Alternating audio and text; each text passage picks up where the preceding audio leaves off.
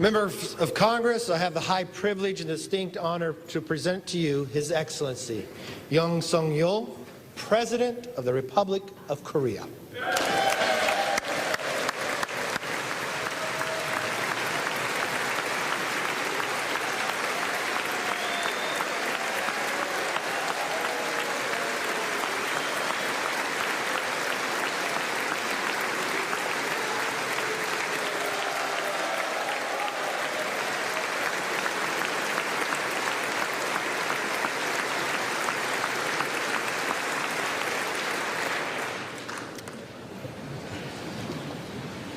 Mr. Speaker, Madam Vice President, honorable members of the United States Congress, distinguished guests, ladies and gentlemen, dear citizens of America, a new nation conceived in liberty and dedicated to the proposition that all men are created equal.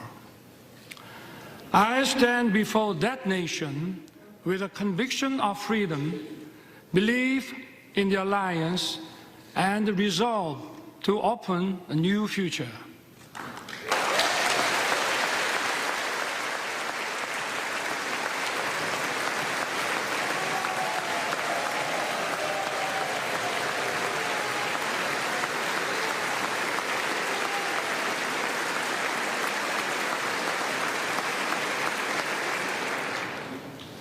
For 234 years, our Congress has been the symbol of freedom and democracy. This chamber embodies the spirit of Constitution.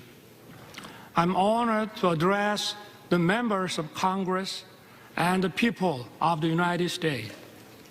Thank you, both Democrats and Republicans, for passing the resolution marking the 17th anniversary of the alliance. Your support has dignified my visit. I know that no matter where you sit, you stand with Korea.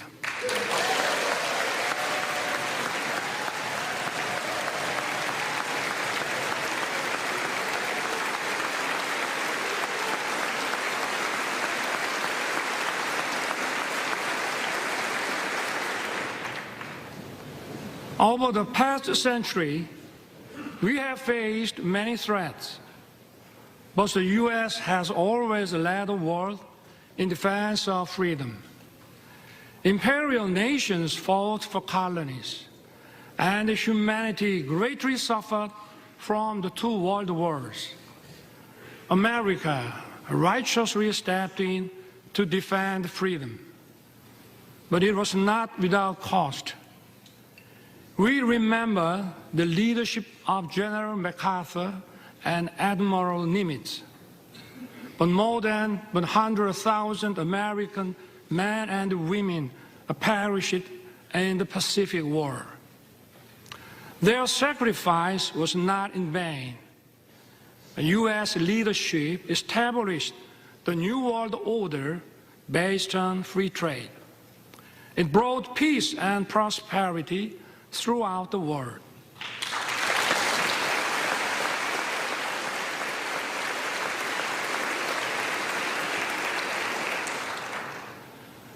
But prosperity was limited to free market economies where communist totalitarian nations did not participate.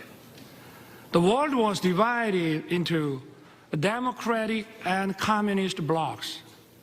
In 1950, the Korean Peninsula was on the front line. The Soviet Union helped to rearm North Korea. North Korea's surprise attack threatened the peace on the Korean Peninsula and Asia. Korea's freedom and democracy were on the brink. At that decisive moment, the U.S. did not look the other way. Korean and American soldiers stood shoulder to shoulder and fought bravely. Tales of our heroes were written. General MacArthur caught the enemy off guard with the landing of Incheon and turned the tides of the war. Operation Chromite was one of the greatest decisions ever made in the history of war. The U.S. 1st Marine Division miraculously broke through a wave of 120,000 Chinese troops at the Battle of Lake Changjin.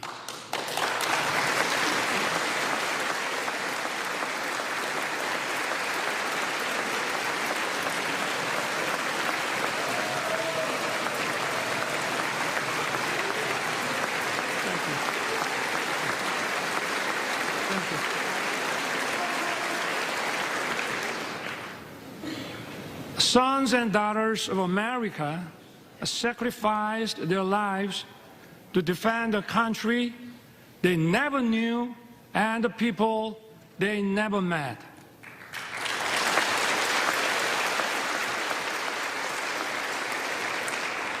In the Battle of Lake Changjin alone, 4,500 American service members lost their lives. Over the course of the war, almost 37,000 U.S. soldiers fell. The late Colonel William Weber fought in the battle for Hill 3 to 4 in Wonju. He lost his right arm and leg. Yet, this American hero dedicated his life to honoring the noble sacrifice made by the Korean War veterans. Today, we are honored to have his granddaughter, Ms. Jane Weber, with us. Ms. Weber, would you stand up, please?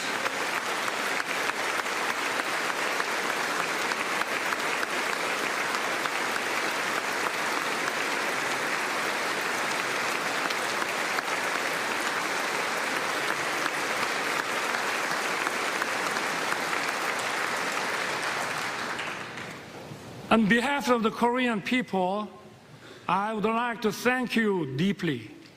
We salute his noble service and sacrifice. Thank you, Jane.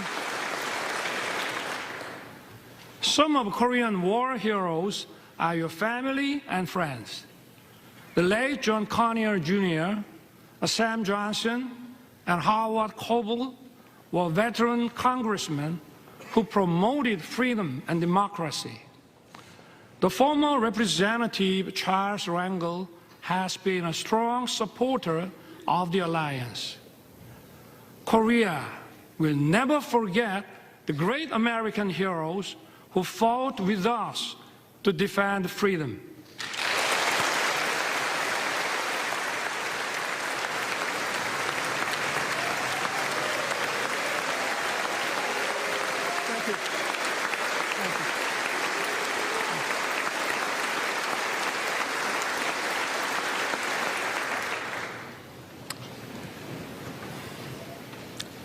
I take this opportunity to pay tribute to all the Korean War veterans and their families. You did not hesitate to send your sons and daughters, husbands and wives, a brother and sisters. You answered the call to defend the freedom of a country across the Pacific.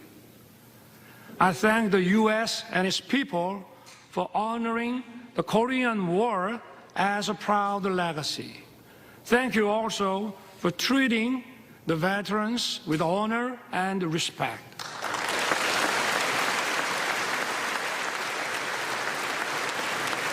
Thank you.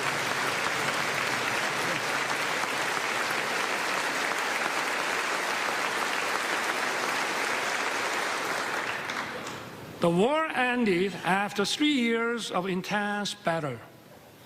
Our two nations signed the Mutual Defense Treaty and opened a new era of the alliance. Ever since, the Korean people rose from the ruins of war to build a thriving nation, and that every step America has stood together with Korea. We have many reasons to celebrate our platinum anniversary. We had no guarantees of success when it started. But today, our alliance is stronger than ever, more prosperous together, and more connected like no other. Indeed, it has been the linchpin safeguarding our freedom, peace, and prosperity.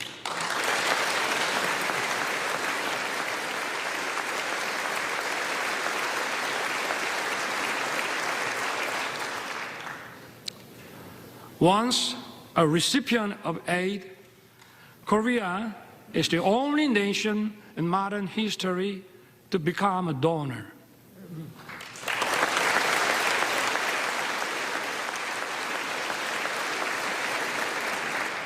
This itself demonstrates the success of our alliance. Let me talk about the history of our alliance. The ties of our cooperation and exchange span over 140 years since the establishment of diplomatic relations in 1882. In the late 19th century, American missionaries helped to widely introduce the values of freedom and solidarity to Korea. These values are the foundations of Korea's constitution. They have made a huge impact on our independence movement and the foundations of Korea. Horace Underwood, Hallie Appenzeller, Mary Scranton, and Rosetta Hall are some of the missionaries who set foot in Korea at the end of the 19th century. They built schools and hospitals. They promoted education of women. Their efforts laid the foundations for many Korean women to advance into society as educators, journalists, and doctors. In the early 1960s, the Kennedy administration recommended Professor Lowell's model for economic growth. President Park Chung-hee wisely embraced the idea and pushed economic development forward. It laid the foundation for Korea to become an industrialized country. Known as a miracle on the Han River, Korea's economic growth rate was unrivaled. Korea was one of the least developed countries after the war. Its annual income was just $67 per capita. Now, its economy ranks 10th in the world.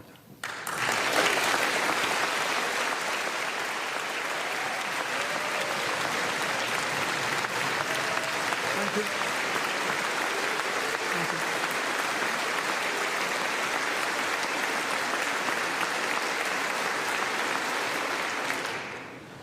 Seoul was once reduced to ashes.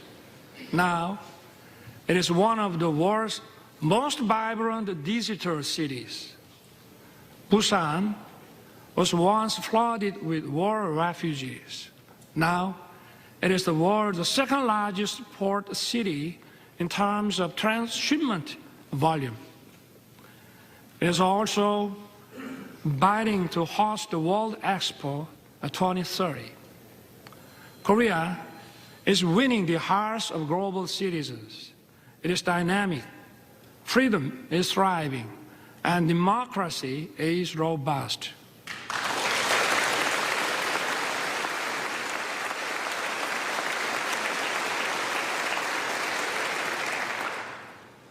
Korea and the U.S. have joined forces to safeguard freedom and democracy throughout the world. Since World War II, Korea dispatched its warriors of freedom. We fought side by side with the U.S. in Afghanistan, Iraq, and others.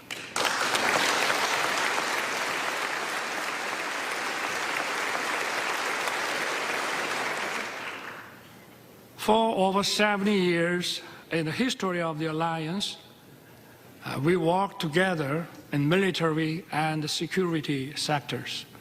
We also expanded our cooperation in the economic field. Our relationship has evolved from one of unilateral assistance to a partnership that is mutually beneficial. The Chorus FTA was approved with the full support of the U.S. Congress in 2011. Since then, our bilateral trade has increased by 68%. Korea's companies' investment in America has tripled. The U.S. companies' investment in Korea has nearly doubled.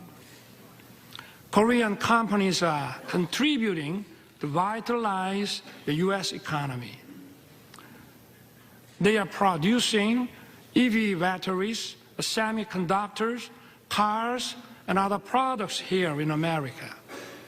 And more importantly, they are creating decent, well-paying jobs.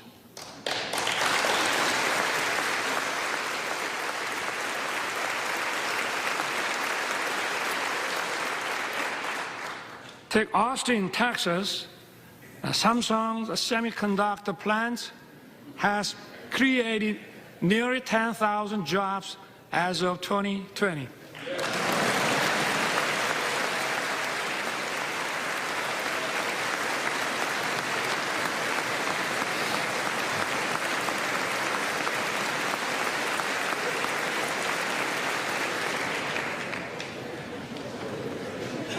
Take Bryan County, Georgia.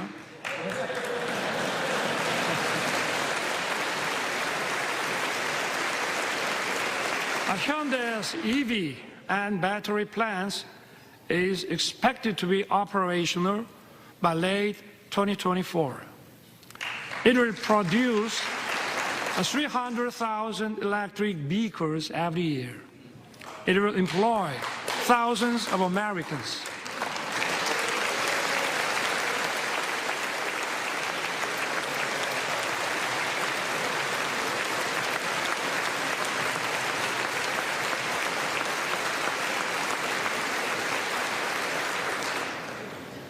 And take Bay City, Michigan. It is a home to SK Siltron CSS, where President Biden visited. It is an example of Korean and American companies merging to achieve even greater growth.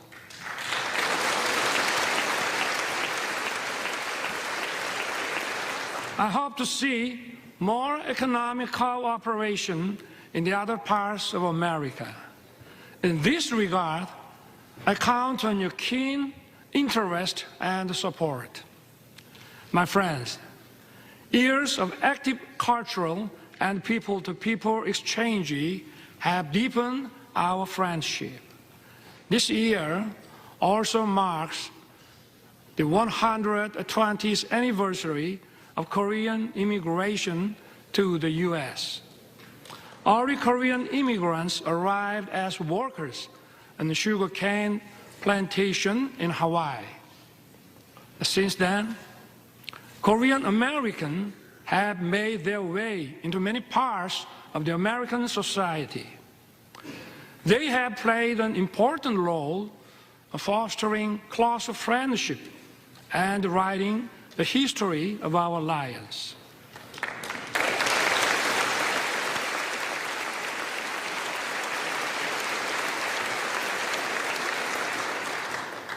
Representatives Young Kim, Andy Kim, Michelle Steele, and Marilyn Strickland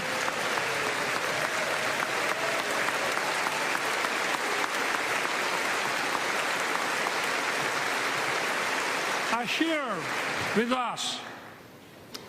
They are a testament to the alliance spanning generations. That's true for each party. It is a relief that you are evenly praised across the aisle.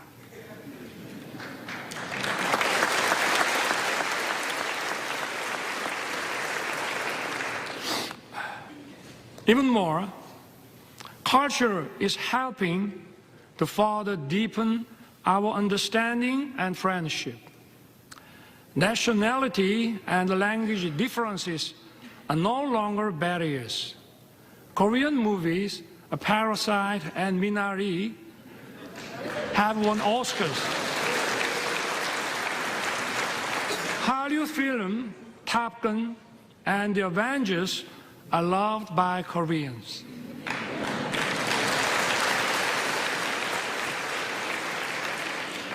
I also love Top Gun and Maverick and the Mission Impossible. And even if you didn't know my name, you may know BTS and Blackpink.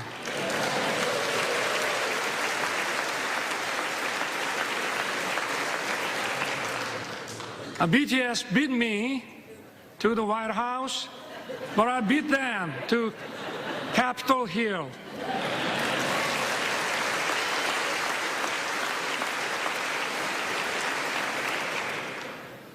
Korean and American singers are reaching high places in each other's music charts is no longer a surprise. The U.S. create global platforms like Netflix. Korea has produced a popular series such as Squid Game.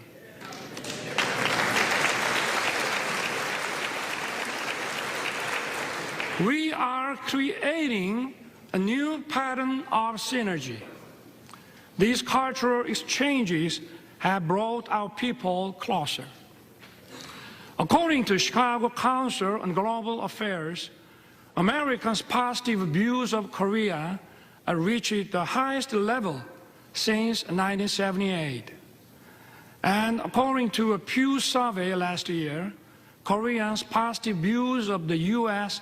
have reached 89%. It marks the largest increase among all the countries surveyed.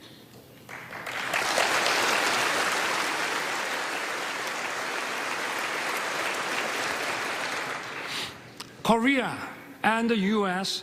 agreed to set up an assistance program for our students. It will help them to study and find jobs actively in each other's country.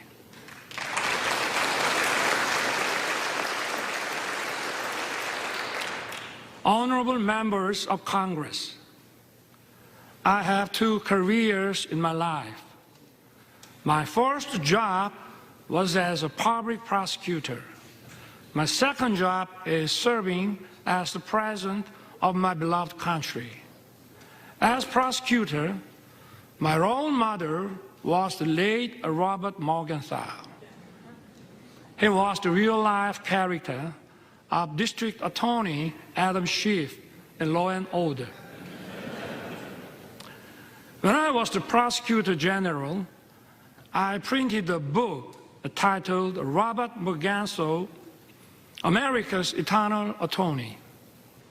I shared it with my junior prosecutors. In the preface, I included the phrase, an attorney who is silent in the face of great evil will not even stop pickpockets in the neighborhood. Today, our democracy is at risk. Democracy is a community's political decision-making system to protect freedom and human rights. Such decision-making must be based on truth and freely formed public opinion.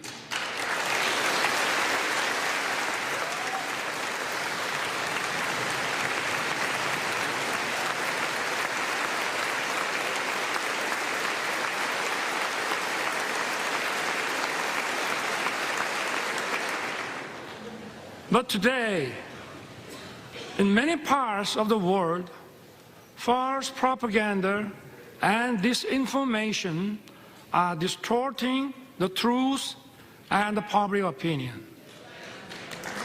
They are threatening democracy.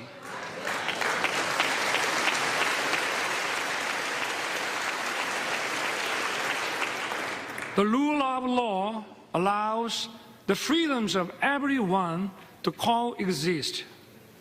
It is upheld by parliamentary democracy. False propaganda and disinformation corrupt intellectualism. They threaten democracy and the rule of law.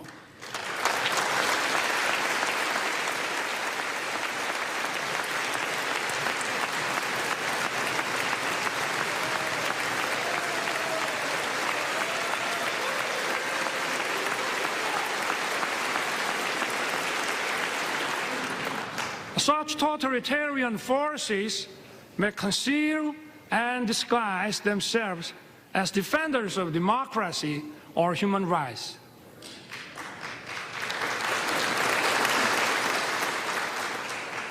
But in reality, they deny freedom and democracy. We must not be fooled by such deception and disguises.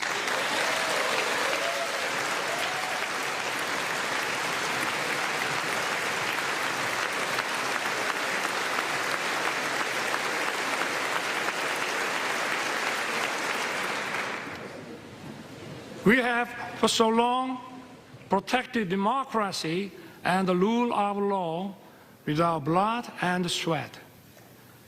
We must work together and fight the forces of falsehood and deception that seek to destroy democracy and the rule of law.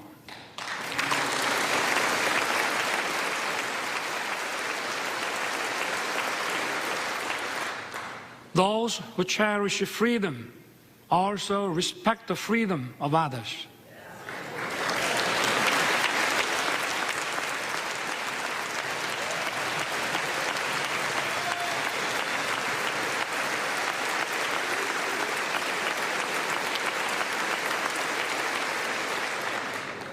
Thus, freedom brings peace. Peace, in turn, safeguards freedom. Freedom and peace are sources of creativity and innovation. They bring prosperity and abundance.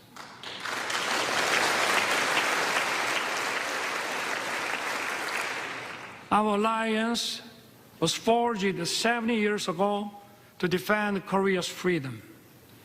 The alliance has now become a global alliance that safeguards freedom and peace around the world. Korea will fulfill the responsibilities. It will play its part that matches its economic capacity.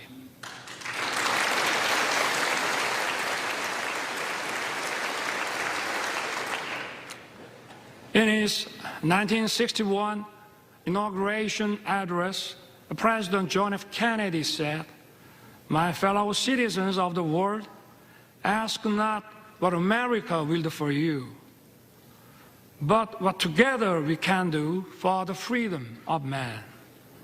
Korea will stand in solidarity with the international community. We will do what it can for the freedom of humanity.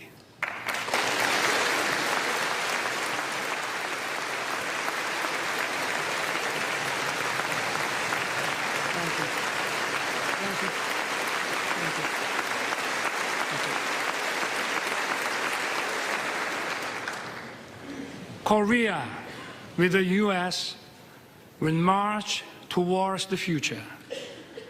As I took office last year, I pledged to rebuild Korea, a nation belonging to the people, rooted in freedom, democracy, and market economy, a nation that the people can be truly proud of as it fulfills its role as a responsible member of the international community.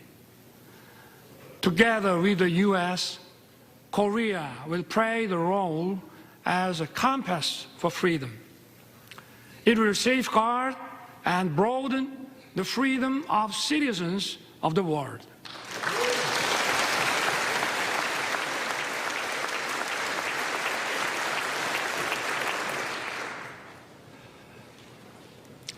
But even as we walked in unison for freedom for 70 years, there is one regime determined to pursue a wrong path. That is North Korea. The difference is stark between Seoul, that chose freedom and democracy, and Pyongyang, that chose dictatorship and communism. And North Korea has abandoned freedom and prosperity and dismissed peace. North Korea's nuclear program and missile provocations pose a serious threat to the peace on the Korean peninsula and beyond. To deter its reckless behavior, the alliance must stand united with determination. As President Reagan once said, there is a price we will not pay. There is a point beyond which they must not advance. We must make his words clear to North Korea.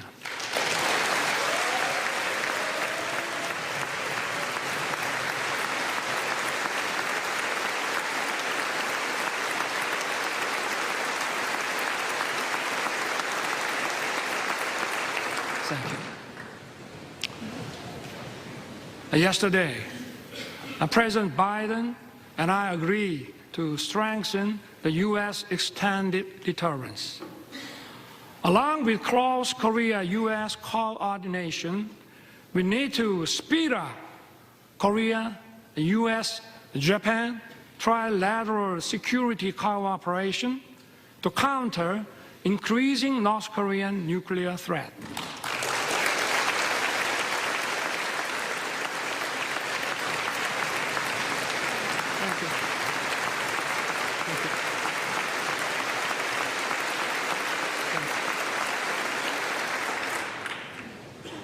My government will respond firmly to provocations, but at the same time, we will keep the door open for dialogue on North Korea's denuclearization. Last year, I proposed the audacious initiative. It will significantly improve North Korea's economy and livelihood. All Pyongyang has to do is to stop its nuclear program and begin a substantive denuclearization process. I once again urge North Korea to cease its provocations and take the right path. Korea, with the U.S., will continue to work for North Korea's denuclearization.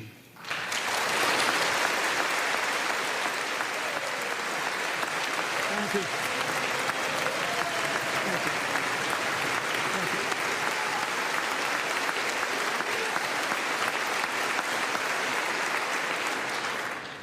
North Korea's obsession with nuclear weapons and missiles is throwing its population into a severe economic crisis and human rights abuses. We must raise global awareness of dire human rights situation in North Korea. We must not shy away from our duty to promote freedom for North Koreans.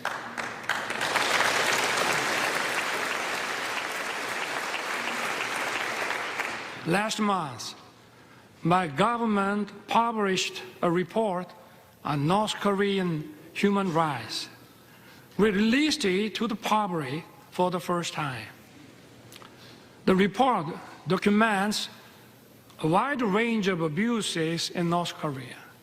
It is based on testimonies of 508 North Korean defectors collected over the past 5 years.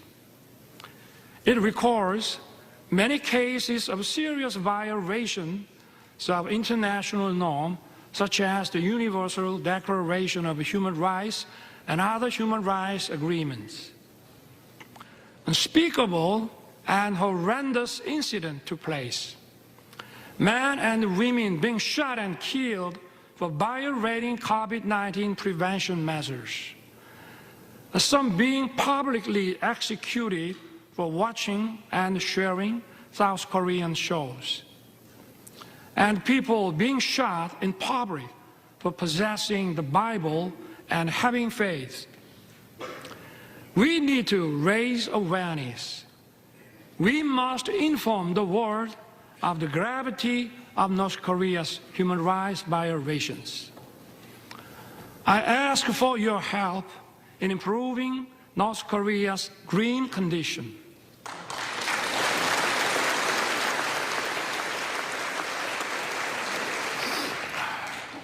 My friend, freedom and democracy are once again under threat. The war against Ukraine is a violation of international law.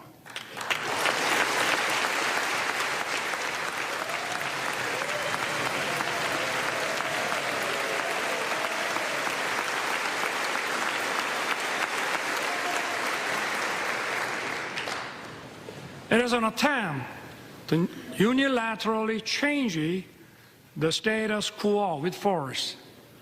Korea strongly condemns the unprovoked armed attack against Ukraine.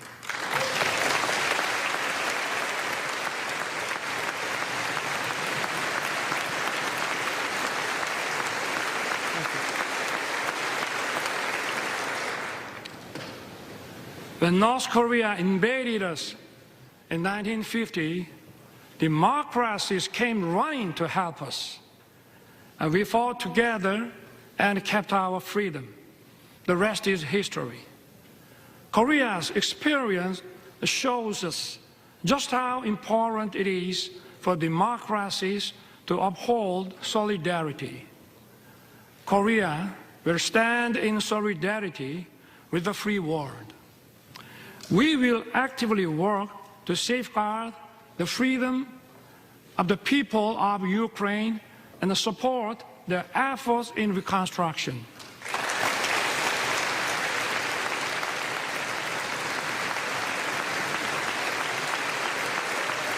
Thank you.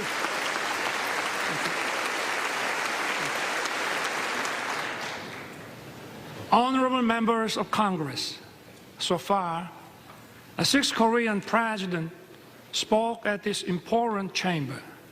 The first Korean president, Dr. Lee Sung-man, delivered his speech in 1954. After 35 years, in 1989, President Roh Tae-woo, standing at this podium, said the following: "The nations of the Pacific have made open society and market economy and the engine that drive the fastest growing region in the world. The Pacific will become even more important to the U.S., and Korea will begin to contribute more to the prosperity and peace of the region." I look forward to the day when some future Korean president may be invited to address this distinguished assembly and describe the vision I spoke of today as an achievement fulfilled, not as tomorrow's hope. President Roh's vision has become a reality. Thank you. Thank you. Thank you.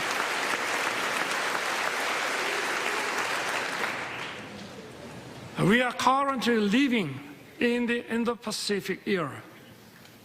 This region is home to 65% of the global population and 62% of the world GDP. It accounts for half of global maritime transportation. Last year, Korea announced its first comprehensive Indo-Pacific strategy. Korea is committed to fostering a free, peaceful, and prosperous Indo-Pacific based on inclusiveness, trust, and reciprocity. We will strengthen the rule-based order in the Indo-Pacific.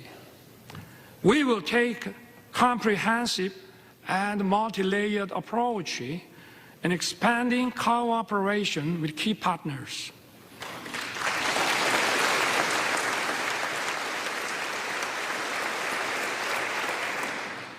This also means that the stage for the alliance is expanding. Korea used to receive assistance from U.S. aid. It is now sharing its experience with developing countries in partnership with the U.S. Korea has greatly increased its ODA budget. It is providing tailored programs in tune with the needs of its partners. Yesterday, President Biden and I adopted a joint statement. It presents a vision of the alliance in action towards the future. Together, our two countries will broaden our alliance.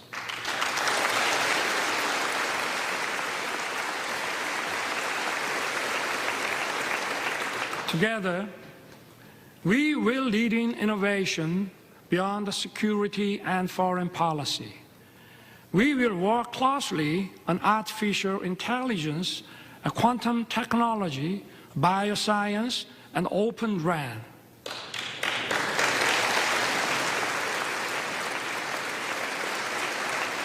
Our partnership in the cutting-edge semiconductor industry will contribute to establishing stable and resilient supply chains. It will also address economic uncertainties. Together, we will open another new successful chapter. We will explore new frontiers in outer space and cyberspace.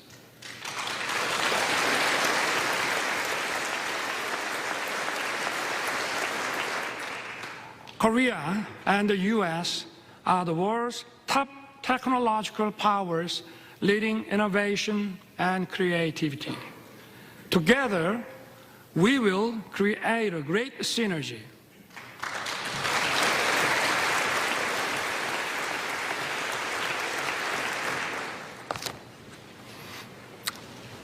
Mr. Speaker, Madam Vice President, and honorable members of Congress, our alliance is an alliance of universal values. Freedom, human rights, and democracy are the very foundations of our bonds. Our alliance is for justice.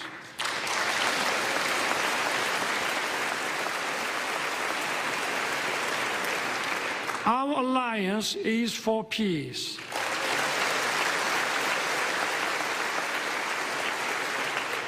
Our alliance is for prosperity.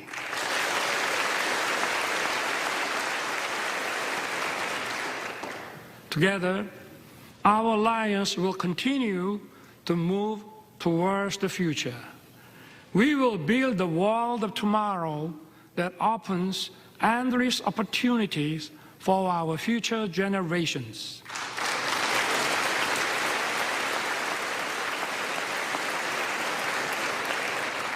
I look forward to everyone being on board for our new journey together. God bless you. God bless the United States of America. And may God bless our great alliance. Thank you.